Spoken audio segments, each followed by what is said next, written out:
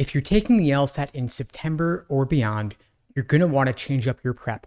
Reports from August LSAT takers indicated that LSAC is, in fact, increasing the proportion of formal logic, conditional reasoning, and quantitative reasoning questions in the logical reasoning section. This is not just on the experimental section anymore, it's on the actual scored portions of the LSAT. I'll walk you through more about these reports and what they mean for your LSAT prep going forward.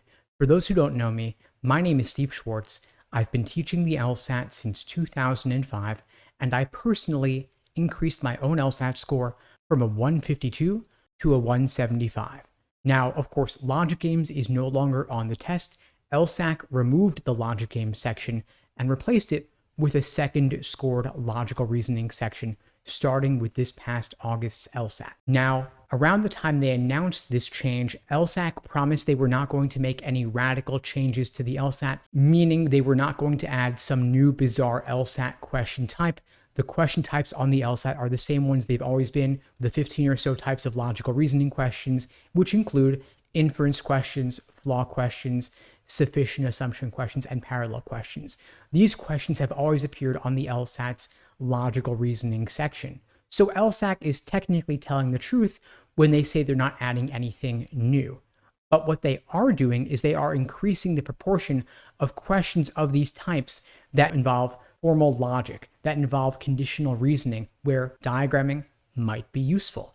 More questions involving testing the distinction between numbers and percentages, absolute values versus relative values.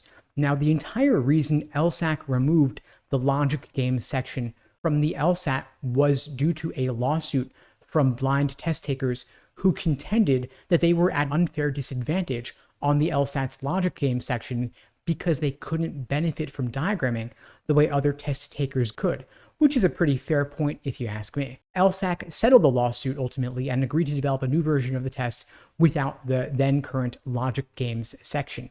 Ultimately, LSAC decided simply to remove the logic games section and add a second scored logical reasoning section. And so while LSAC has technically adhered to the terms of their joint settlement agreement with the plaintiff's attorneys, it seems they might not be adhering to the spirit of the agreement because they're now including more questions on the LSAT where diagramming could in fact be useful. Now, when I talk about formal logic and conditional reasoning, what exactly do I mean here?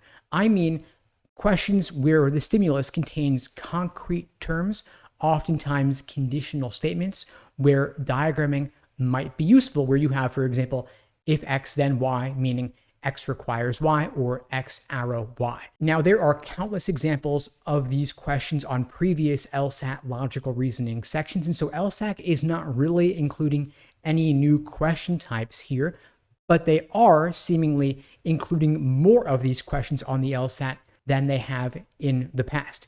This is what the reports from August test takers say, that there were a ton of these questions on the logical reasoning experimental sections, and there are more of them on the scored portions of the LSAT in August than there were on previous LSAT administrations. And so this could mean there is a slow buildup or a gradual increase in the proportion of these question types on the LSAT where diagramming could be useful, where an understanding of conditional reasoning is incredibly important.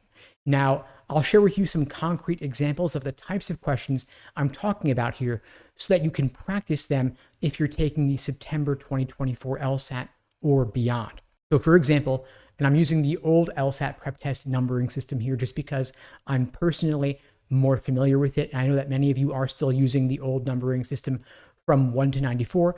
If you're using the new numbering system from 101 to 158, you may just want to Google the question topic to find the question I'm referring to here. So from prep test 30, we have an inference question involving inspired musical performances where there are several conditional statements and diagramming is likely useful. Taking contrapositives may be useful as well. From prep test 44, we have a flaw question in testing your understanding of numbers versus percentages with Clara Schumann, who plays the piano. We have prep test 53, where there was a parallel reasoning question involving April rainfall. Lots of conditional statements in this one as well. And then from prep test 58, we have a sufficient assumption question involving handmade wigs, where again, diagramming could be useful. So what you see here is from these previous examples going all the way back to prep test 30, which is roughly 25 years ago or so. These questions have been on the LSAT for decades now, but we may be seeing a lot more of them going forward. And we've already started to see an example of that gradual buildup starting with this past August LSAT. LSAC has been testing out more and more of these questions on the experimental sections going back to at least November 2023, almost 1 year ago.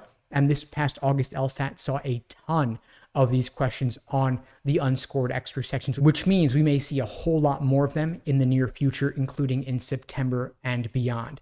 Now, if you're not clear on these concepts, if you'd like my help in getting ready for the LSAT whenever you're taking it, there are a wide variety of ways I could support you at LSAT Unplugged. We offer live online classes via Zoom, on-demand video courses, small group coaching, and one-on-one coaching. You can check out the links below to find out more and to book a call with me and my team. We'd be glad to help you out. And while there are roughly 15 different types of logical reasoning questions, some show up more frequently than others. We may be seeing a whole lot more of those types I mentioned earlier, but the three most common types you're definitely going to want to be clear on are inference questions, flaw questions, and necessary assumption questions. Now, necessary assumption questions are informal logic, meaning that you're not going to want to diagram those, but in some cases, inference questions and flaw questions, diagramming may be useful. Make sure that you're crystal clear on taking your contrapositives, the difference between sufficient conditions and necessary conditions, and the proper indicator words for each one. Anyway, folks, that's all for now. In the meantime, I'll wish you all the best and take care.